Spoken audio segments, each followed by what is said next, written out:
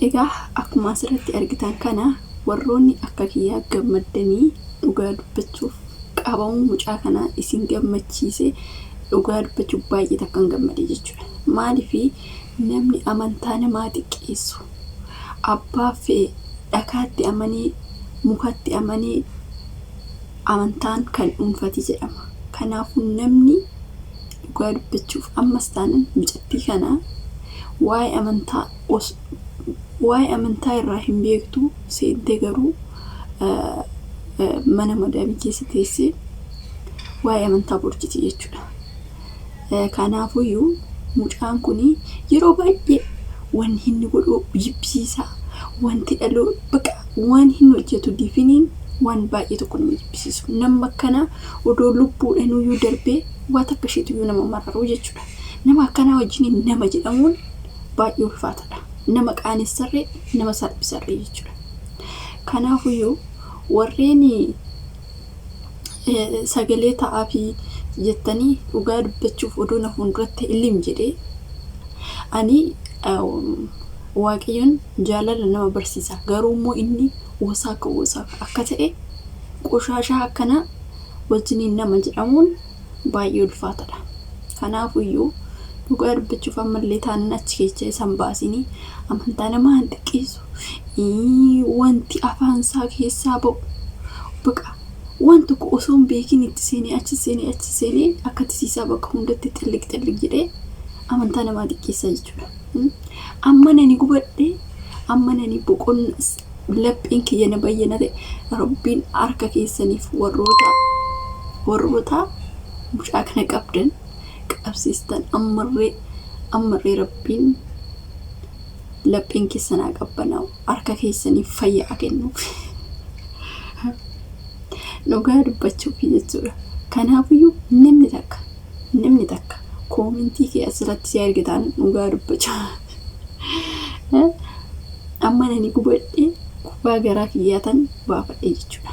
Kanaafiyyuu yeroo amantaa namaa hojii hojjettee nyaattu amantaa namaa xiqqeessiteedhaaf argatti immoo akkam dhaloonni akkasaa kuni beektanii guutanii jiru irraa baratu jechuudha. An akkanaa osaka akkanaa kanarraa amantaa barbaade hordofee warri amantaa keessan keessa jiru mucaan kun injijjiirama nama ta'e maafi jijjiiramuu baate achi keessaa hin ba'u.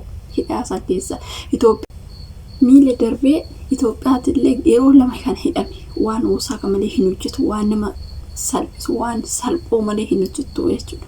Ana akkana namoota meeqatu du'aa jira. Namni gaariin namni beektanii maal jedheeti isinitti hima. Namni amala gaarii qabu namni nama gorsuu danda'u namni waan gaarii irraa baratu nama meeqatu dhabamaa jira. Ana akkana tana wajjin nama jedhamanii lakkaawwamurra illim jettee osoo dhuuteyyuu nama marartu jechuudha. Akkana qoshaashan akkanaatu ni jechuudha. Hundum baga qaba. Kanaafiyyuu warreen miliyoon akkana ta'e miliyoonii maalitti kun seexana. Kanaafiyyuu dhugaa dubbachuuf samuuni kana gammachuu nani qabu amma na jedhee ibsachuu hin danda'u jechuudha. Amma inni na gubee amma inni na cinceechi waa'ee amantaa namaa waan hin beekne seenee uumaan balleechin eeniyyaa qoricha isaa qotanii akka hin jiraanne fi akka hin duuneef akka hin jiraanne godhanii achi keessatti raabmaa qoshaashaa akkanaa tana. Anna akkasii soo namni takka koomentii kana jalatti na arrabsite taanan anatu mataarras deeme jechuudha. Namni takka kanaafuu ammas taanan waan ba'uu miti waan mana hidhaa san birrii qarshii kaffalleet achi keessaa baasna inni jedhamu hin jiru. Gisee amantaa namaa xiqqeessu garuu beektee nuti biyya waan ba'eef baqa yeroo baqa beektanii taabota keenya xiqqeessa amantaa keenya xiqqeessee yaa'u biyyaa ba'e waan ta'eef okay amma immoo gara musliimatti deebi'ee jechuudha. Kanaafiyyuu isaan immoo ofirratti isa funcoofsanii jechuudha.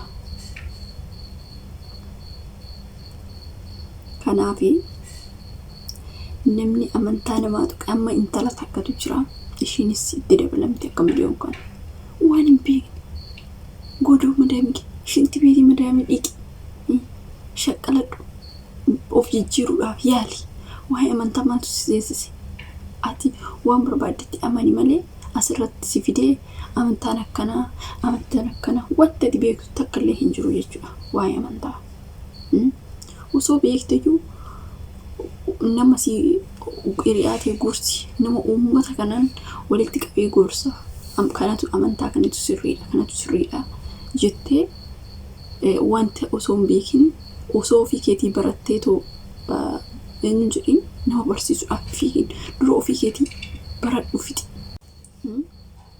Kanaafi dhugaa dubbachuuf ammarree rabbiin galataa argatu namoonni akkanaa akka nama biraatiif illee fakkeenya ta'anitti mucattii takkatu jira ammas maal jedha wayii amantaa ortodoksii irraa dubbatee so hin callisanii fi biyyuma keessatti callisanii laat godhanii shiisanii jechuudha amma mana hidhaa keessa jirti namoota akkana amantaa barbaade maan ta'an amantaa kamiyyuu maan ta'anii tuqamuu qabu amantaa waa'ee nuuzim jennee haasofnu kanaa miti amantaan seera qaba sina siraata qaba kabaja qaba zimjitee durriyyeen qoshashan akkanaatun waa'ee amantaan haasoftu sijjimmaraan akkasaa kun dhugaa dubbachuu qoshashan akkanaa kun waa'ee amantaa irraa kan haasa'u dhiisi afaan isaatuyyuu waan kana dubbachuu qabu waan hojjetu hin beeka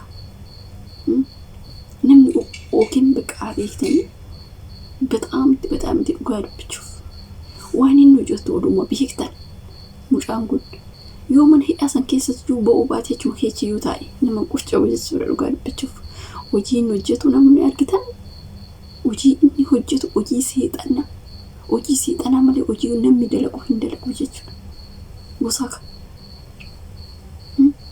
kanammoo mana hidhaa keessatti akkan doonii fi akkan jiraanne isa godhuudha achi keessatti godhanii too biraa afuudha qoshashaa kanatan namarra qoshoshistetti nama wajjiniin nama jedhamtee lakkaa'amuun ishee midhan isin galee kanaaf amantaa barbaade maan hordofne kanaaf amantaa namaa tuquun seeraan ala keessattuu odoo dhugaa dubbachuuf amma biyya san ta'u biyyoota arabaa keessa odoo ta'ee illim jedhanii akka namumti dhuunfatu akka isa ajjeesan nan beekaa jechuudha kanaafiyyuu baga asuyyuu hin ta'in baga biyya arabaa keessayyuu hin ta'in afrikaa keessa jira naayiroobii jechuudha odoo biyyoota arabaa akka saawudi arabiyaa biyyoota araboota adda addaa ta'eeti namuma dhuunfatuyyuu tana qabee keessaa baasa reeffa isaatoota sii gala jechuudha